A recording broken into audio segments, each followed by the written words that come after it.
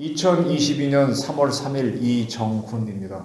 오늘은 예비역 대령이고 지금 안동 무슨 대학이죠? 가톨릭 상지대학. 안동 가톨릭 상지대학에서 군사학을 강의하고 있는 서정순 박사와 함께 우크라이나에 대한 러시아 침공을 갖고 군사적으로 또 국제정치적으로 한번 설명을 한번 들어보도록 하겠습니다. 지금 러시아가 침공을 했는데 러시아는 지금 침공을 하기 전에 벨라루스라고 하는 옛날에 백러시아 국가를 동맹국으로 만들어 놓고 또 그 나라는 지금 러시아의 핵무기를 배치할 수 있도록 개헌까지 했거든요. 그런 나라를 발판으로 삼아 우크라이나에 침공을 한 것 같은데 어떻게 전쟁을 어떤 목적을 갖고 어떻게 하고 싶어서 들어갔다고 보십니까? 지금 러시아가 이제 그 CIS 15개국 중에 지금 거의 다 이제 나토 다 가입을 했거든요. 그렇죠. 이제 지금 마지막 우크라이나가 하려고 하는데 그렇게 되면 벨라루스하고 둘이 네. 그렇게 되면 이제 벨라루스 있는 데만 빼놓고는 러시아 동부 지역이 사실 서부 지역이죠. 러시아에서는 서부 지역이 전부 다 이 나토에 포위되는 형태로 사실 되거든요. 그러니까 러시아에서는 그게 굉장히 피곤한 것이지. 그래서 최소한 이 병합은 못하더라도 위성국 정도로는 우크라이나를 좀 두고 싶지 않았나 그런 차원에서 공격을 한 것 같은데 지금 공격한 걸 보면은 이 전형적인 하이브리드 전쟁을 구사하려고 했던 것 같아요. 근데 그게 이 정보 판단 미스 여러 가지 그 정보 판단 미스 등으로 인해서 결국은 지금 어렵게 되지 않았나 이 초기 이 전쟁 초기 단계부터 그런 생각이 듭니다. 그럼 하이브리드 전쟁이면은 이제 심리전을 하고 내란을 일어나게 해서 자기는 직접 개입하지 않고도 정규전이 아닌 형태로 이제 스스로 무너지게 하는 크림반도가 그렇게 해서 이제 넘어갔는데 그거 한번 저쪽은 우크라이나는 당했으니까 거기에 대한 면역이 돼 있고 준비가 돼 있었을 텐데 그렇게 쉽게 봤다는 거는 문제 아닌가요? 그렇죠. 근데 그래서 이제 2013년인가 13년에 그 지금 발레리 게라시모프가 이제 논문을 한 두 편을 냈어요. 그 한 편은 뭐냐면 이 현대 군사 형태와 그 방법, 중요 추세 이런 게 하나 있고 또 하나는 그 분쟁 해결에 있어서 비군사적 수단의 역할이라는 이제 그런 논문을 한번 냈는데 거기에 보면 게라시모프가 주장하는 거는 군사적 수단과 비군사적 앞으로 현대 분쟁에 있어서 그 역할 보면 비군사적 수단이 한 4, 군사적 수단이 1 정도로 비군사적 수단이 엄청 더 중요해진다는 이제 그렇게 주장을 했고 5를 만점으로 봤을 때 한 4대니까 100을 만점으로 봤을 때 한 25% 4배 정도 저게 많다는 것이죠. 오케이. 그래서 그런 모습으로 이제 러시아군을 변화시키기 위해서 이제 그걸 일명 그 게라시모프 독트린이라고도 하는데 그걸 계속 변화를 추구해 왔다는 것이죠. 그리고 13년에 그걸 하고 나서 실질적으로 실험을 해본 게 이제 2014년에 바로 크림반도 해보니까 됐거든요. 성공했죠. 네. 그래서 이번에도 그런 차원에서 원래 이제 그 보면 크림반도를 점령할 때 보면 1단계는 이제 계속 그 가짜뉴스 유포하고 이제 사회 혼란 조성하고 그러면서 그쪽에 그 주요 지휘자들 포섭하고 또 거기 이제 반정부 요인들 이제 러시아계 사람들 포섭해가지고 이렇게 그 저항 일으키게 하고 그런 다음에 이제 2단계로 보이지 않는 군인들 그쪽에 이제 민병대도 아니고 어떻게 보면 정규군도 아닌 그렇다고 민병대로 볼 수도 없고 정규군으로 볼 수도 없는 이러한 그쪽에 있는 이 반군 세력들 뒤에서 특수부대 통해서 도와주면서 중요적 거점을 확보해 나갔거든요. 그 다음에 그걸 이제 확장해가지고 결국은 3단계로 뭐였어요? 마지막에. 그리고 공화국을 주민투표했잖아요. 네, 주민투표했죠.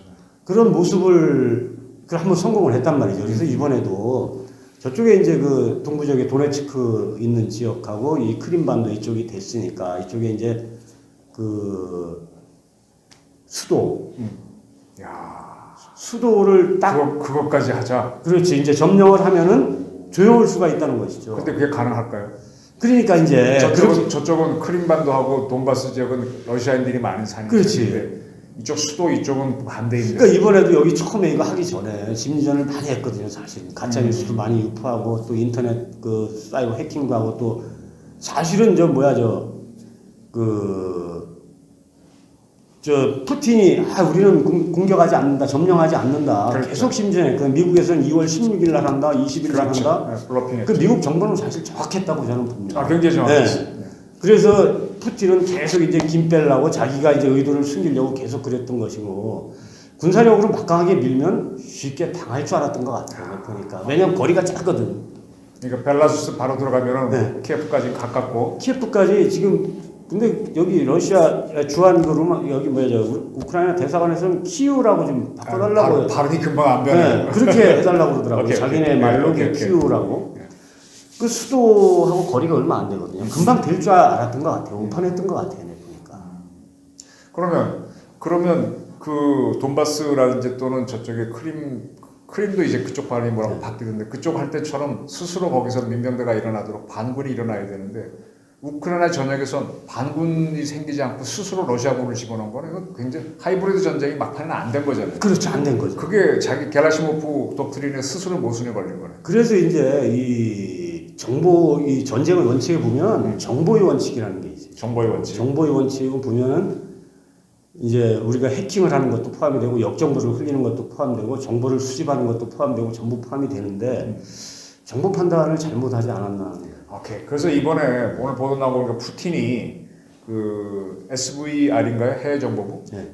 그 국장이 자기랑 KGB 같이 출신인데 쪼더라고요. 네. 그 친구는 이제 좀 신중하라 이렇게 얘기하는데 yes, no로 대답해라. yes, no. 당신은 반대하는가 봐. 딱 해서 모르는 거 보니까 그럼 이거는 결국은 wishful thinking, 그룹 싱크를 요구했다.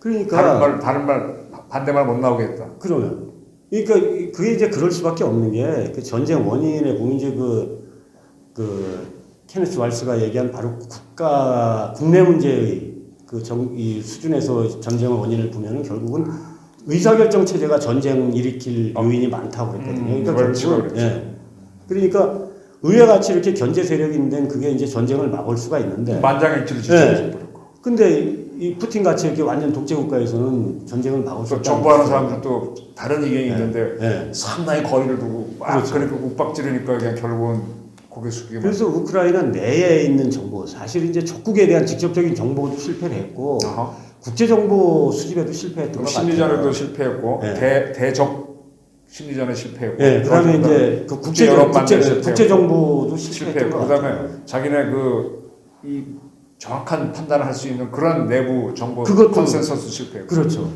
와, 그럼 브레이크 없는 상황이 돼버렸네. 그래서 지금 이제 푸틴이 만일에 이제 지금 지연 계속 이렇게 고전하고 나면은 결국 이제 참모들 얘기를 들을 수밖에 없고 그러면 굉장히 더 이게 딜레마에 빠질 것 같아요. 왜냐하면 이게 지금 2000년부터 푸틴이 첫 마디가 소비에트 공화국의 영광 재현 이번 제국 인연설도 그런 내용이 굉장히 많아요. 계속 그 소비에트 영광 재현하겠다고 군사력 건설하고 경제 발전시키고 계속 그렇게 해왔잖아요. 근데 지금 여기서 물러나 버리면 이제 완전히 푸틴이 아무리 이거 힘으로 철권 통제를 한다고 해도 정치 생명도 굉장히 위험해요. 그럼 푸틴이 지금 우리나라 만 나이로 만 70이에요. 네. 52년생. 그러면은 아직 젊어 보이긴 하는데 현대의학이 좋아서. 그래도 10년 넘어가면 굉장히 노쇠할 텐데. 그러면 앞으로 10년 사이에 굉장히 정치적 위기를 맞을 것 같은데 이 꿀을 당할 가능성은 없을까요? 그 당한 예가 지금 구소련에서 보면 천수를 다 하지 못하고 물러난 건 후르시초프밖에 없잖아요. 그렇죠. 그렇지. 그리고 다 죽어서 끝났잖아요. 그러니까 여기 브레즈네프 끝나고 죽어서 끝나고 그다음에 유리 안드로포프 체르넨코 전부 죽어서 정권이 종료가 됐다는 거죠. 그러면 러시아는 스스로 지금 민주국가지만 모순을 극복할 힘이 없는 거네요. 야당도 없고 의회도 견제가 안 되고 정부하는 사람들도 바른 말을 못 하고 그럼 이거는 정치학에서 얘기하는 그 히틀러 같은 퓨러 독재자, 굉장히 가능성 높아요.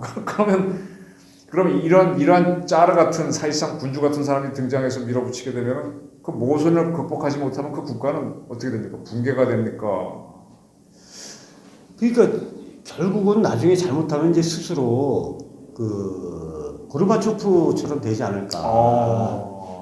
누가 고르바초프 같은 사람이 나와가지고. 그렇지. 그러면 러시아 연방이 무너질 수도 있겠네. 극단적으로. 연방 자체는 안 무너지진 않을 거예요. 왜냐하면 그래도 나름대로 같은 언어 쓰고 같은 종족에다가 나름대로 그 어떤 구심점이 있어가지고 그 공동체적 의식이 있어서 거기까지는 안 갈 건데 지금 이제 굉장히 위험하게 생각되는 것이 지금 이 통제가 잘 안 되다 보니까 핵무기를 지금 준비하고 있잖아요. 핵 억제를 네. 하는데 근데 원래 하이브리드 전쟁할 때 핵이라는 거는 다른 나라 개입 못하게 하려고 사실은 겁주는 건데 이거 진짜 쓰겠다고 나오면 이제 아주 대책 없어지는 상황이 벌어질 수도 있다는 거죠. 오케이. 그럼 다른 관점을 좀 물어보겠습니다. 지금 바이든 대통령이 이제 거기도 대국민 연설을 했는데 우리는 참전하지 않는다라는 전제하에서 할 말을 다 했단 말이에요. 이거를 딱 보면서 국가 지도자라고 하면은 물론 이제 참전하지 않는다는 전제를 깔긴 했지만 어느 정도 수위에서 말을 해야 되느냐 굉장히 중요할 텐데 바이든이 하는 연설을 보면서 우리가 참고할 게 좀 있을 것 같은데 어떻습니까? 지금 내가 보기에는 이 우크라이나 대통령 다음으로 고민되는 사람이 이제 바이든일 것 같아요. 바이든. 왜냐하면 이거를 만일에 이번에 우크라이나 침공하는 걸 그대로 용인해버린 걸 막아주지 않으면 옆에 있는 폴란드나 그 옆에 리투아니아 이런 데 그 주변에 있는 나라들 그 나토 회원국들 발틱 3국, 폴란드, 다 루마니아 위험해진다는 것이죠. 나토국가. 그리고 또 하나 이게 이제 우크라이나가 사실은 1994년까지만 해도 세계 제3대 핵 강국이었잖아요. 그렇죠. 네. 비핵화. 근데 안전보장 조건으로 그렇지. 핵 다 폐기한 거 아니에요? 그렇지. 러시아에 돌려줬죠. 그 조건은 뭐야? 안전 보장해주겠다는 거 아니에요? 그렇죠. 전부 그 EU 회원, 나토 회원국들, 네. 러시아까지 다 보장해주겠다고 했잖아. 네. 근데 안 해주잖아요. 네. 그럼 결국엔 김정은이하고 앞으로 핵에 관련된 회담은 불가능하다는 얘기죠. 핵에 관한 대화 자체가 불가능하다는 거죠. 왜냐? 김정은이가 하겠어요. 그러면 지금 대한민국 대통령이라면은 네. 자 이런 상황에서 우리가 지금 일본은 정부 차관 1억 그다음에 인도적 지원 1억 2억 달러를 내놓는데 우리 정부는 1,000만 달러 내놓는다 그랬단 말이야. 우리가 일본의 국력 인구 따지면 뭐 한 3분의 1 정도 될 테면 그 정도 못 낼 바는 없는데 너무 적단 말이야. 그래서 굉장히 이 정부는 이렇게 좀 소극적인데 북한을 의식하고 있다면은 야 북한이 우크라이나를 미국이 못 가는 걸 보고 어떻게 할 수 있다는 걸 의식한다면은 정상적인 대한민국 대통령이라면 지금 어떤 거를 해야 된다고 생각하십니까? 지금 영화 배우도 1억씩 100만 불씩 내는데 10만 불씩. 그렇지. 그 누구죠? 그 이영애 이영애 씨가 씨. 1억 원 내놨죠. 네. 그리고 이제 그 일본이 얼마 냈다, 누가 얼마 냈다 이걸 떠나서 우리나라는 좀 다르게 생각해야 돼요. 왜냐하면 6.25 전쟁 때 그래도 한 64개국인가 우리나라의 그 전쟁 지원한 준비를 나라들 보냈잖아요. 참전한 나라도 있고. 근데 지금 우리나라가 어쨌든 간에 세계 10대 경제 강국이잖아요. 그렇죠. 그러면 그리고 나서 그 6.25에 어떻게 다른 나라로부터 내전이나 이런 게 아니고 실제 침략당한 거 어떻게 보면 이게 최초의 전쟁일 것 같아요. 보니까 이게 중동이나 이런 데 빼놓고는. 중동 빼면 그렇죠. 네. 쿠웨이트 쳐들어간 이라크 네. 빼면. 그러니까. 근데 쿠웨이트는 단기간에 끝났잖아요. 그리고 여긴 지금 이제 그리고 미국에서 가서 도와줬잖아. 나라를 이건 안 회복시켜줬잖아. 도와준 거지. 오케이. 회복을 시켜줬잖아. 오케이. 근데 여기는 지금 고립무원이잖아. 고립무원. 그러면 우리는 좀 더 크게 우리가 과거에 이런 도움을 받았다 국제 사회로부터 이제 우리가 보답할 때다. 우리는 대한민국은 이 평화를 사랑하고 이 침략적 전쟁을 절대 부인한다. 누구도 용납하지 않는다. 이런 취지에서라도 좀 더 넉넉히 주는 게 좋지 않나 하는 생각이 들어요. 그래서 저는 이건 사태를 딱 보면서 사람들이 헷갈려하는 게 그 저스티스하고 착하다는 걸 헷갈려 하거든요. 착한 건 선한 거하고 저스티스는 다르단 말이에요. 정의라고 하는 건데 희생을 치르면서까지 의리를 지키는 건데 대한민국의 국가 지도자가 정의가 있느냐 침략을 당했는데 그 문제를 생각하게 되고 또 앞으로 북한을 의식한다 그러면은 이럴 때 우리 NSC라든지 우리 국방부라든지 국정원 또는 뭐 합참 이런 데서 어떻게 의견을 모아갖고 와서 대통령도 이제 집단 지성의 표현이니까 그게 굉장히 지금 아쉬운데 만약에 우리 서 박사께서 그런 역할을 하신다면은 물론 받아줘야 되는 거긴 하지만 어떤 아이디어를 내겠어요? 대통령은 이런 연설을 하십시오 한다. 지금 굉장히 이제 고민스러운 게 우리나라가 경제적으로 물린 게 사실 러시아하고 관계가 많아요. 많죠. 네. 그렇지만 경제 때문에 침략적 전쟁을 용인하는 모습을 보인다면 우리나라가 바로 당할 수도 있는 거예요. 당하죠. 역사가 증명한다니까요. 아니 그래서 뭐 독일은 없고 네. 독일도 처음에 많이 뺐죠. 그럼요. 영국은 없고 프랑스, 일본 다 했지 않습니까? 경제적으로. 그 역사적으로 이게 세계 전쟁사를 보면 결국은 전쟁을 용인하는 나라, 전쟁을 좋아하는 나라는 반드시 침략을 당합니다. 용인하는 나라. 혹은 국수대 호전 필망이라고 했잖아요. 나라가 아무리 크더라도 전쟁을 좋아하면 반드시 망한다고. 그래서 침략적 전쟁은 반드시 천명할 필요가 있어요. 부인한다고. 오케이. 네. 국민들에게도 그렇고 국제사회에도 그렇고 그게 이제 어떻게 보면 대한민국의 국격을 높이는 또 하나의 이 방법이 될 수도 있어요. 침략적 전쟁을 절대적으로 부인하고 우리는 침략당한 국가는 무조건 돕는다. 오케이. 그런 정의감이 있어요. 네. 그다음에 이제 아까 하이브리드 전쟁을 하면서 이제 하이브리드 전쟁을 하게 되면 내전이 일어나도록 촉발해야 되는데 러시아군이 직접 개입했단 말이에요. 저거는 이제 하이브리드 전쟁의 한 실패라고 나는 보는데 두 번째로 한 100여 개의 그 대대 전투단을 투입해서 작전을 하는 거 이거에 대해서는 야 총참모부 내지는 군사령부가 너무 많은 제대를 주의하게 되고 집중이 안 되고 산만하다 이런 얘기를 하는데 같은 의견이시죠? 네. 아까 그 이 기자님 방송하는 거 봤는데 지금 러시아가 이 군 편제를 보니까 옛날에는 사단 군단이 굉장히 많았는데 작년도 걸 보니까 사단이 7개밖에 안 남았더라고요. 보니까. 근데 지금 이번에 100개 대대를 투입했다고 그러는데 이게 전투단이거든요. 100개 대대 전투단인데 이제 대대를 증편한 거예요. 사실. 그렇죠. 근데 그 위에 지휘제다가 사단이 아닌 것만은 분명하고 여단 단위로 지휘 분명히 중간 제대는 있을 것 같아요. 근데 이제 문제가 뭐냐 하면 지금 그 수도에 못 들어오고 지금 안 들어오는 게 아니라 못 들어오는 거 아니에요, 지금. 그래서 그 못 들어오는 이유가 이제 크게 저는 두 가지, 한 몇 가지 이제 볼 수가 있는데 첫 번째는 러시아의 기본적인 이 기동 전술이라는 게 그 재파 전술이라고 해야 되나? 처음에 이제 일제대가 1파, 2파, 3파 일제대가 먼저 기동로에 견부를 딱 뭅니다. 조그맣게 이게 초입식으로 견부를 물면 잡아주고 이제대가 신속하게 들어가서 돌파구를 확장해서 문을 크게 만듭니다. 치고 들어가고 네, 그 다음에 이제 3단계로 이게 중심 성과학 때부터 이제 OMG라고 그러는데 오퍼레이션 모노버 그룹 그래가지고 그 작전 기동단이 그 넓은 돌파구를 확 들어가서 후방 중심까지 이제 장악하는 이제 그런 전형적인 전술이거든요. 근데 지금 이 돌파구 확장 자체를 못 하고 있는 것 같아요. 아 이유는 부대가 작아서 그런가요? 집중이 안 되는 것이죠. 집중이 안 되고 그럼 좌우를 잡아주고 견부를 네. 잡아주고 가운데 치고 들어는 이게 네. 안 된다. 네, 그리고 안 되는 이유가 여러 가지가 있겠는데 그런 이유도 있을 거고 또 하나는 기습을 달성하지 못했다는 거예요. 기습이 안 됐다. 네. 충분히 경고가 울렸다. 충분히 울리고 여기 2월 19일 날인가 유럽 안보회의 그 뮌헨인가에서 했잖아요. 네. 그때 침략한다고. 그 대통령이 거기 가서 장시간 연설을 했잖아요. 지금 침략 분명히 한다. 우리 좀 도와줄라. 그때 또 무슨 얘기인지 알고 대통령이 당신들은 지금 무임승차했다 몇 년 동안 러시아의 동진을 우리가 맨몸으로 막아줬다. 그렇지, 그 이제 지금 우리가 그냥 달라는 거 아니죠. 우리의 희생을 지금 해주라. 그런 식으로 연설을 장시간에 연설을 했다고. 그 기습의 효과도 놓쳤고, 네.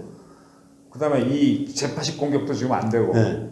그러니까 이제 전쟁의 원칙을 보면 전쟁의 원칙 이제 우리나라에는 9개 원칙을 가지고 있어요. 그래서 그거를 이제 그 초등군사관부터 계속 가르쳐요. 초군반부터 초군반, 소위 때부터. 고군반 6대에서 네. 계속 가르치거든요. 네. 이거 보면 제일 중요한 게 첫 번째가 목표의 원칙이에요. 목표가 확실히. 네.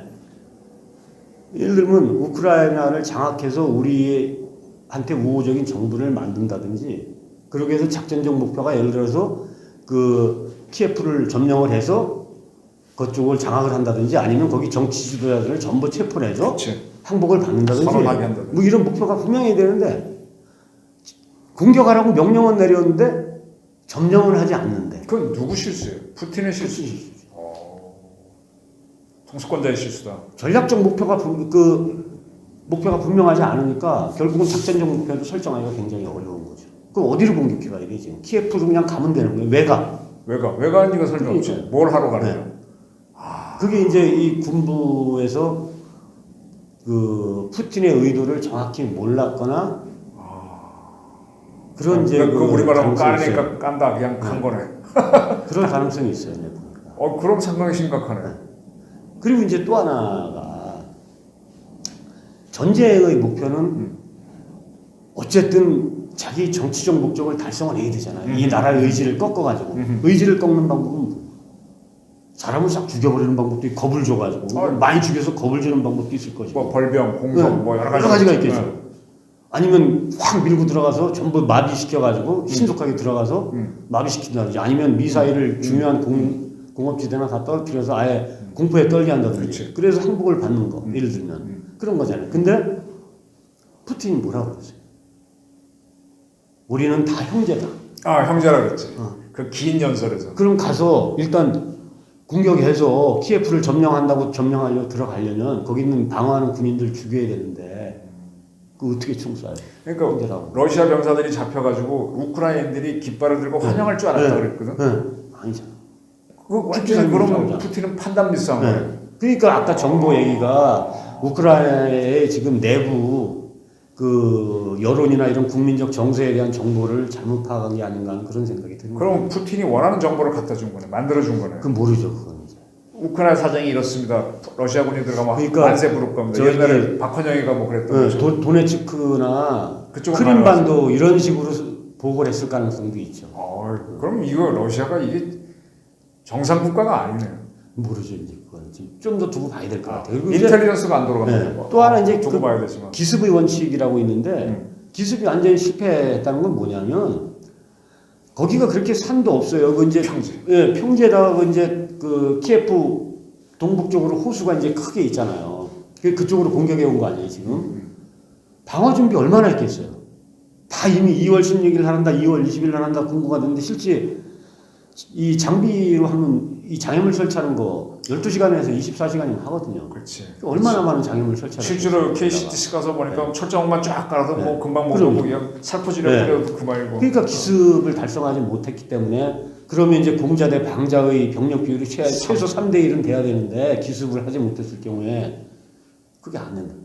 지금 우크라이나도 지상군이 한 14만 5천, 15만 정도 됩니다. 어쨌든. 예, 그리고 러시아 다 합쳐봐야 한 26만 지상군 얼마 안 돼요. 15만 들어왔다고. 네. 일개 군사령부 들어왔는데. 그러니까 한 절반 거의 들어왔는데 지금 우크라이나가 대략 15만 원이에요. 근데 지리적 이점이 평야 주대에서 방어 준비 다 된 상태에서 기다리고 있는데 지리도 있고 그 기습에 실패한 것도 이제 지금 고전하는 원인인 것 같고 또 이제 이 집중의 원칙이라고 있어요. 집중은 뭐냐면 선택과 집중. 방자는 공자가 어디로 올지 모르잖아요. 모르죠. 그러니까 예를 들면 우크라이나 전 국경에 예를 들면 다 깔아야 되잖아요. 예를 들면. 마지노선처럼. 그러니까 1대1이라도 예를 들어서 러시아하고 소련군이 그러니까 러시아군하고 우크라이나군이 1대1이다 예를 들어서. 그런데 우크라이나군은 전전선에 한 예를 들어 100마일에 깔려 있다고 그래봐요. 15만 명이. 근데 러시아군은 한 포인트를 치고 들어가요. 러시아군은 예를 들어서 일개 군단의 뭐 이 정면 뭐 예를 들어 한 30km다. 30km에 10만을 집중한다고 쳐봐요. 돌파가 되거든요. 돌파되죠. 근데 지금 러시아에도 제가 보니까 저쪽 그 도네츠크 쪽 돈바스 지역하고 이쪽 크림반도 지역에서 같이 공격을 하는 것 같아요. 거기도 하죠. 예. 그러다 보니까 병력도 분산되고 그러다 보니까 총참모부에서 지휘 통제도 굉장히 어렵고 그런 문제도 있는 것 같아요. 각각의 지휘부를 따로 뒀어야 될 거예요. 따로 두긴 1군, 이제 2군, 3군. 그러니까 이제 전역을 예를 들어서 뭐 이 남부 전역 아니면 저쪽 뭐 동부 전역 이렇게 해서 이제 옛날 저기 그 시오츠코프 사령관한테 아예 임무를 주는 식으로 그렇게 줬으면 다행인데 그렇게도 안 한 것 같아요. 그러니까 총참모부에서 이 3개 전장을 3개 그 전장을 동시에 통제하는 것이 아닌가 이제 그런 생각도 들더라고요. 그러니까 그러다 보니까 전투력도 분산이 되고 집중이 안 되고 한 것으로 또 지휘 통제도 어렵고 거기다가 목표까지도 분명하지 않으니까 작전적 목표나 전략적 목표가 분명하지 않기 때문에 굉장히 난항을 겪고 있는 것이 아닌가 이런 생각이 듭니다.